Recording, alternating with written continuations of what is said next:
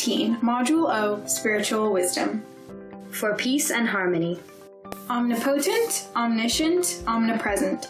God reflects himself in the living human person. God is fully alive in the living human person. On realizing the presence of God within ourselves and in every living human person, we become as loving, as divine, as powerful, and as creative as God himself. How to realize the presence of God? By loving every living human person, including ourselves. Our global family. The sun radiates its energy, making life on Earth possible. Mother Earth shares energy equally with her children. What makes God's children different, high and low, rich and poor, powerful and weak? Is God a partial witness to some selected few? Enter Sophies Nest for spiritual enlightenment. Sophies Nest. For spiritual experience. Love everybody, live every moment in its fullness. Sophie is on her way to the mountains for the weekend after a long week of work. She has walked the first half of her way, admiring the scenic banks of the brook, all alone, but not always, because she cannot be alone for long. Yes, she has company within to listen to, and talk to, and draw wisdom from. As a human person, she sometimes misses the presence of the eternal companion within. Who is that eternal companion within every living human person? That is our soul, the one that was, that is, and will be forever. How many of us live this company, and how many of us miss it? I don't know. But I know for sure how much Sophie lives this company in its fullness. How much does she live her eternal company? No words, however wisely chosen and phrases skillfully woven, can describe Sophie's experience with her inner companion. All we can do is have a peek into Sophie's nest and listen to her dialogue with her inner voice. Come, let's peep silently into Sophie's nest, lest she stops thinking aloud. How beautiful the scenic banks of the river are! Tall trees, uniformly green and decked with flowers and fruits of different kinds. What lovely sacraments of Mother Nature! Sophie, dear, it's not what you see without. It's a perfect reflection of what you have within that makes everything you see beautiful. How could anyone miss the beauty of nature? The beauty of the wonderful planet Earth, the snow-clad hills, the brooks, the birds, the blue carpet of the oceans. Yes, Sophie, many miss many beautiful things without, because they have already lost the most beautiful within, i.e., the center of every basic unit of the universe, and the center of the whole universe as well, from which everything else came into existence or living. Unfortunately, mankind alone drifts and loses direction and destination, while the rest are with the center, living the center, as they always have been. Mankind is the best of everything that came from the center. Do you agree with me? Yes, Sophie, I do agree with you. Sadly, the center looks like it's losing its hold on mankind, the best and the highest of God's creation. How come? No, dear. It never loses its hold, nor would it ever. Do you understand what the mind is and where it is? Yes, of course. With the invention of the computer, just a fraction of the human brain, I understand the sequence of electrochemical events that happen in our brain that we rightly call our mind. You are right, Sophie. Who invented the computer? Man. The supercomputers? Man. The new supercomputer, the world's fastest brain-mimicking machine? Man, and man. The inventor. Great, Sophie. I very much appreciate your wisdom. Now tell me, what is required for a computer to work normally? Electrical energy is required. Anything else? Chemical energy is required. Is that all? A magnetic power processor, motherboard, monitor, keyboard, some few thousand parts, carefully assembled to work in coordination with one another, make a computer work.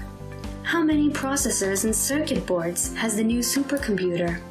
Well, 1 million processors and 1,200 interconnected circuit boards. You are excellent, dear. One more thing is required to make the 1,000 and more parts, 1,000,000 processors, and the 1,200 circuit boards work in coordination with one another. What is that, Sophie? Wait a minute, please. Let me think. Is it technology? Exactly. I love you, Sophie. You are a clever girl. Who gives the technology to the computer? Man, the maker of the computer. Who else can? You are right. Can you open a computer and show where the technology is? No, nobody ever can. Well, does it mean technology is absent in the computer? No, it can never be absent. Who gave the technology to the computer? Man, its inventor. Is man, the inventor of the computer, present in the computer? Yes? Can you see man, the inventor, in the computer? No. Why? Man, the inventor, is present in the computer in the form of technology. We understand the presence of the inventor, though we can't see it. Proof? The workability of the computer is the proof. Can we say the inventor of the computer is present in the computer in the form of computer technology? Why not? Well, can we apply the same syllogism to other inventions too? Yes, man, the maker, is present in all his inventions in the form of technology. Perfect. Now, have a look at your own body. Do you like it the way it is? I very much like it, and I'm fully satisfied. Good.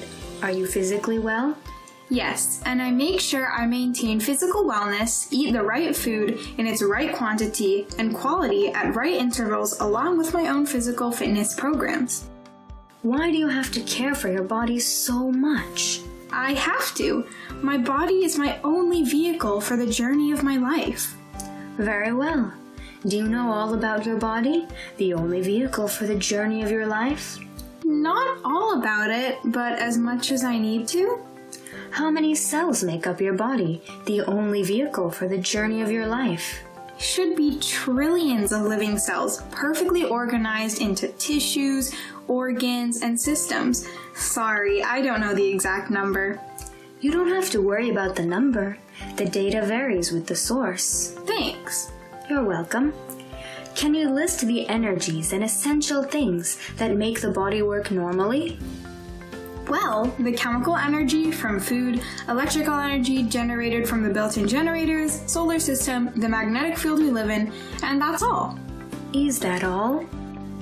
Yeah, I'm sorry, but there should be some technology to make the trillions of cells, the different tissues, muscles, organs, and systems of the body work in coordination with one another for the body to work the way we want. Lovely, dear. Who gives this technology to the body, the only vehicle for the journey of life? Certainly the maker of the body. Who is the maker of the body? My mom and dad? Who is the maker of their body, the penultimate maker? Is your grandparents, great-grands, great-great-grands, and ultimately, whom? Ultimate source? Yes, I mean the ultimate source. Nothing can come from nothing. Everything, small or big, has to come from something. What is that ultimate source? Can you guess? God? Wise girl! God is the ultimate source. God is the maker of our body. God is present in us in the form of love, the spirit, and the power center, which we call the soul, the one that unifies humanity. For the scientists, it is anatomy and physiology, while in spiritual terminology, it is the soul. Yes, the incarnation of God, our Maker, is our soul. The universe is an expression of God's love. What an enlightening spiritual experience! But why don't religions enlighten people about God's presence within every human person in the form of love? Sadly, they are no longer in communication with the soul. Consequently, they lose direction, love and relationship, and destination, the living human person where God is fully alive. Today's religions are wrecked ships, left to be prayed for. We must rescue the passengers trapped in the wreck, lest they suffocate in the flotsam and jetsam. Look up, Sophie. What do you see over there? Just an arc. As long as you are at the foot of the mountain, you will see just an arc. As you go up and reach the top, you will see the complete circle, Sophie. Choose the right path. You'll be wrong if you just sit there, dear. Lift yourself up, dear. Look up to every human person. Accept, understand, and love everyone as you love yourself. You will experience fullness. What an ecstasy! From the top, it's always a complete circle. I experience an elevation of thought. I feel I have grown above all differences. I feel the presence of God within me and everywhere as well.